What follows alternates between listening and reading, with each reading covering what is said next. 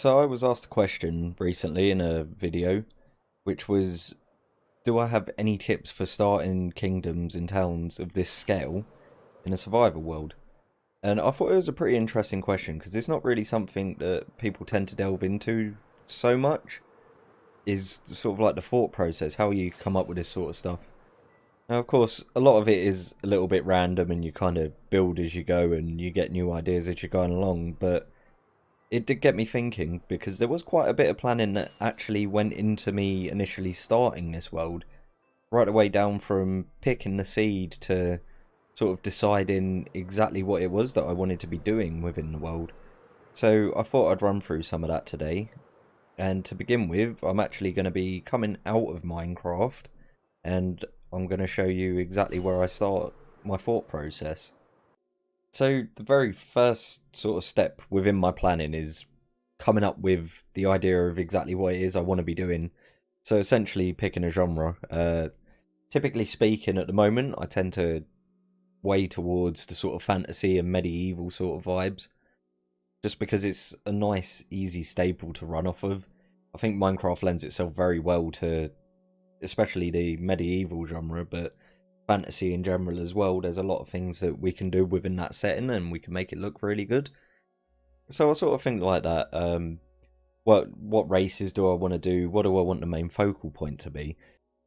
So my previous survival world, the focus was on humans being the major players in the world, with a few other races sort of scattered around, and even some forgotten races, like the dwarves were a forgotten race, and there's just remnants of their being of existence, which I thought is a really nice touch to add to it. So let's say, for example, I want to go for a medieval setting again, just for the sake of this video, and where I would begin is right here on Mine Atlas. So do I want a large continent or a large island? The previous world was set on a large island, and basically what I do is decide what I want. So let's say here I want to be able to make multiple kingdoms, but I know that I want a large mass of water because I really love building harbour cities. I think they wind up looking pretty cool. So just, this website's called Mine Atlas. You just click on random seed and then I just have a look around. So I see if there's any sort of areas that I'd be quite interested in using. So we've got quite a large mass of water here, but I wouldn't go for this seed just basically because there's this massive ice plains here, and I don't have any plans for building anything with massive ice plains. It'd be different if I was in creative with world edit because I could just completely terraform that in a matter of maybe a couple of hours and completely change it into what I want, but it doesn't quite work the same here. So now if I come over a little bit more, this would be an area that sort of interests me, just because we've got all of this sort of shape, so much to play with. But again, we've now got this mesa biome, and I don't think the mesa lends itself very well to medieval settings. It has its place in the game, definitely. If you was to go for some sort of western or even futuristic space style builds, like, I think the mesa works really well for that sort of stuff, but doesn't fit what we're looking for. And yeah, basically I'll keep looking around. If I don't see much, I won't go too far out. Even at this point, we're 10,000 blocks away from spawn, so it's not really worth doing. So at that point, I'll just click random, and I'll go through again, and I'll keep going until I find something, which we may have just gotten very lucky here. So this is almost an ideal sort of seed for me. So we have a little ice biome if we decide later down the line that we want to build something there. The only thing that sort of puts me off is that we've got quite a bit of swampland around, but we can work around the swampland by building cities into it. So rather than having loads of greenery and lush life in there, we can just build the cities within the swamps, and then we're not going to get the horrible sort of green colours, which I actually love.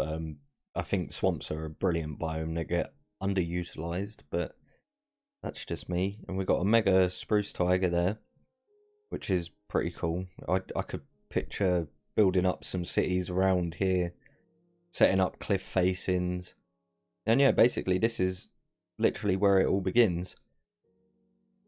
In fact, I think for the sake of this, I'm going to take this seed and I'm going to use this as the basis for my plan. The next step I take is bringing it into an art program of some sort. This one I'm using here is called Critter. It's free, so I'll drop a link in the description for that. I'll put a link for all of the websites I'm sort of going to be talking about and programs I'm talking about in the description. So what I'll do is I'll come along here and I'll basically just draw in some random crude shapes of what I want to do. So around here I'm going to want to build a large city up, so literally I'm just going to drag in there. And that'll be a human port city. Now I know that right here I'm going to be building up a human port city, and that is the basis of my plan.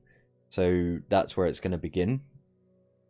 And then we sort of start thinking about other things that we want to do. So if we stick with the red, then we'll keep red as a sort of human build colour.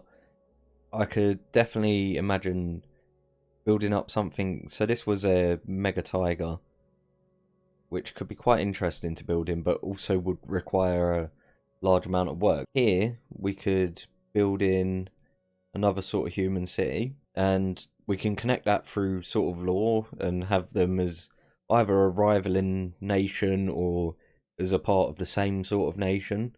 Now that is going to be quite a large jump in distance, so if I jump back onto here, still got it loaded up, that is 1100, and that is basically 0.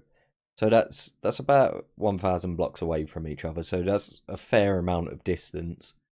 Let's start thinking, we want to chuck some other races in. We don't want everything to be way too close together. We've got some nice little woodland here. Let's see what else was around that woodland. So we got forest hills, forest, and we got tiger biomes, and we got plains. I could quite easily picture sort of like a wood elf sort of thing going on here. And I think that would be a pretty cool idea. So change into this again. So now we know we're going to have some wood elves up here. We've got a human bought city. We're going to have another city there. Now, what I'd really imagine with this area is essentially, I don't think it'd be sort of like a large city, but I can picture building up some cliffs up in this plain biome and having a really raised up, really defensible castle that sort of overlooks this this bay area, with just like a small town on the outskirts, which, yeah, I think that'd be actually a really quite a cool idea. Actually, I really like this seed. I got really lucky with this drop. We will go in and have an actual look at the seed in a minute, just to see what it looks like. I'll probably just jump in creative mode and we can have a little bit of a look. So yeah, so that's like a basic starting for it. Let's say, you know, if I just get another colour, got some mountain areas over here, so what we could do is build up like dwarven mines in this area, which would be pretty cool. Basically, just go along any sort of race that you feel like putting in, add it into the map. This gives you a basic plan. Now, this is something I found with the survival world I did previously. You don't have to stick to that plan, like deviate from it. Originally that island was supposed to just be humans, and I wanted to have the other races out on mainlands. But my plans changed, and I'm glad they did, because it was a huge project as it was, and it would have just taken me way too long to get some of the ideas that I wanted to implement down had I stretched myself out. So right, next step here, I'm gonna take the seed number from up here, copy that, jump into Minecraft. So this is all well and good. We've come along and we've made a bit of a plan, but we don't actually know exactly what it's going to look like. So I think a large part of it, if you want to do a large scale project, You really need to like the world that you're going to build in.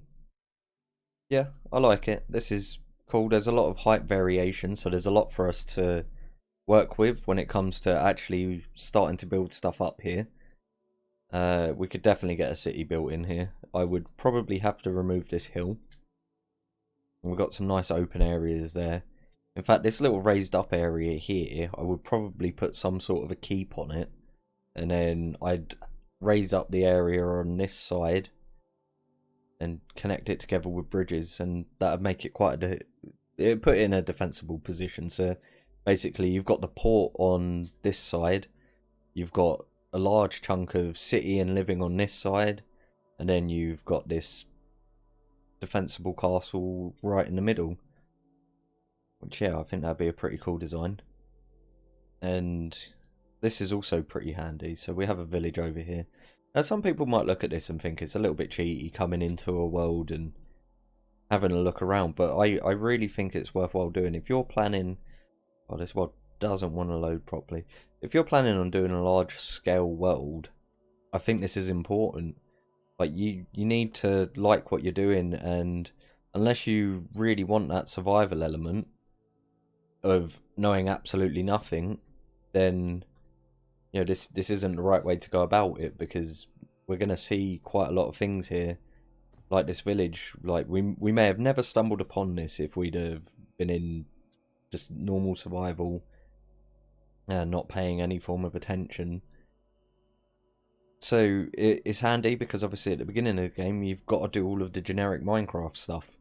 All of the building for me comes second, so I start off by just playing Minecraft. I'll make a very small, very easy to access base, start building up farms in the underworld, so down in the caves, because I know that I want to do mass transformation of the land above, and personally I don't like having all of my farms up in the overworld. I'd prefer to have them away so that I can make the world feel a bit more immersive. Like, it'd be a bit weird if I was walking through a medieval town and then I'd just see massive super smelter right in my face.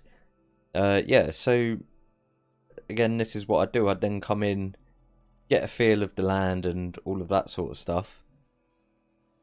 And there is a lot of work that would need doing to set this up. Part of the reason I chose the savanna biome in the previous one, because savannas, they don't have too many trees. It's quite easy to get going quite quickly. Plains biomes as well, really easy to get going quite quickly. But here, we could easily just sort of start chopping trees down. You're going to need untold amounts of wood anyway, so there's nothing wrong with clearing the space out and collecting the wood. So another thing that I would do, and again, some people may classify it as a little bit cheaty, is come into this website called Chunkbase. And this is basically just going to help us out with some of the basic stuff. I don't find out where strongholds are, or nether fortresses. Actually, I don't have too much use for a nether fortress, but obviously they're nice to have. So you can still get that Minecrafty feel. So the sort of things I would look for, though, slime chunks. I don't want to waste hours and hours digging an area out just to find out that it's not actually a slime chunk. I'd much rather just come on here and find out where it is. And again, I'd also have a look around for dungeons. So if we click on here and we get our seed again, which I could still have in my copy, and this is going to show us where any dungeons are around spawn. So here there's a spider dungeon that's absolutely no good to us, and there's two zombie ones relatively close to each other. So you could work that actually, because they're in chunks next to each other, not too far away from spawn, and you can really set them up as something quite useful. But personally, skeleton farms are the most sort of ideal. So it's just a way to get a really nice and easy leveling system in the beginning. You find a dungeon, set it up. I don't see any harm in using this tool. And then eventually you want to just convert an ocean monument or break bedrock and build the gold farm, the All Mango gold farm. Because things like that are hella useful. Getting mending as early as possible really helps out. And yeah, it's just a really fast way to sort of get into the world and get building as quickly as you can. If that's what you're wanting to do, of course, take a slower pace. But if you want to get into kingdom building, it is a long game. And you want to be able to get as many resources as quickly as possible. You don't want to have to keep trying to re-enchant pickaxes because you've broken one and all of that sort of stuff. I was just going through some old folders and came across this as well. Now, this was a to-do list for the series that I was doing. And yeah, this is literally how I'd come up with my ideas for what I need to do. I'd just write it down, open up Notepad on the computer, type up any little ideas I had, and as I at least started them, I'd start knocking the ideas off of this list and adding new things to it. So like, I wanted to split the city in two, so there was a small port on one side, and then down south there was going to be another dock. Obviously, expand the city was something that was never going to come off of this list. Building up the lumber camp, as I remember, as the series was coming to a close, I was sort of working in the direction to actually start doing that.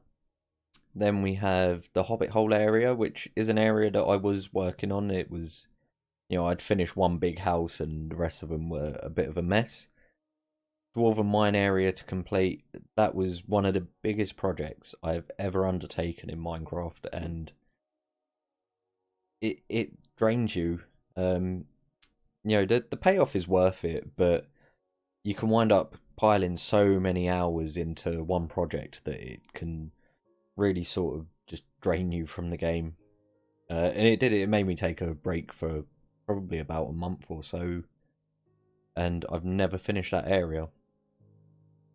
That's not to say it will never be finished. It may never be finished, we'll see. And yeah, I wanted to add Elven in. So, it's just having a little list and sort of like knowing what you want to do. So here's another interesting thing that was in those files. This was the original map that I made with my plan. This was the island. And this is what I wanted to do. And there's things that changed. Originally, I thought this island was a lot bigger than it was. And I was going to put a castle here. Now this point right here, there is not enough space to put a castle there. So what was going through my mind, I don't know. But you can see I've drawn in where I wanted bridges to connect it together. This plan changed. I think in the end, I wound up with a bridge there. And that was the main route into the city. The castle wound up being over here. We did have a main harbour area here.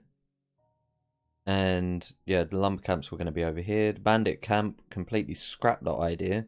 And this is where I wanted to build the Elvish area. But I just got rid of this river here and just connected it all together.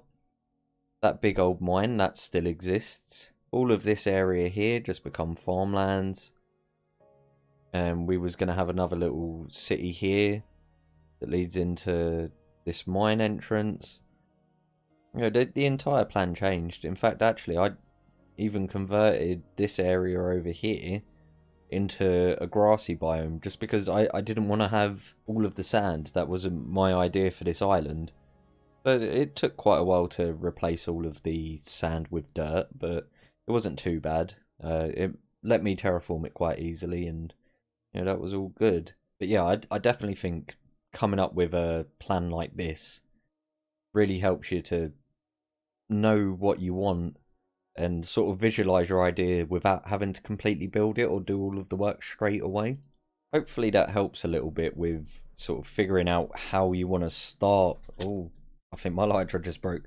Well, that was really bad timing. Yeah, as I say, hopefully that helps you guys to sort of visualize what you want to do in a bit of a different way to just jumping into a random world and building without a plan as such. Like, I used to love that, just jumping into a completely unknown world. But if you want to jump into large scale projects, then I really think this is the way to go about it. Like, I knew straight away that I wanted this area here to become a city. Now, this river didn't exist, as you'll probably or potentially remember from the map. This was a custom-made river, which was something I decided halfway through building it that I wanted to put it there. That was never an original plan from, the drafting stage. This little woodland area wasn't a part of the plan. The mine area over here, and this was the southern harbour that I was talking about.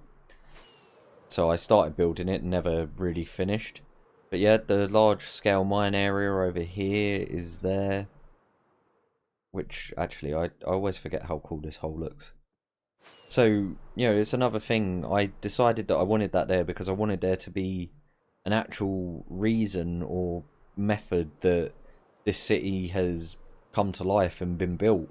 Like, they had to get the materials from somewhere, and that shows exactly where it came from. Of course, we could have just gone down the route of, oh, it's a harbour city, they got it from the harbour. But I didn't really like that plan, and I only ever built one boat. So, yeah, as I say, I hope that sort of helped out a little bit.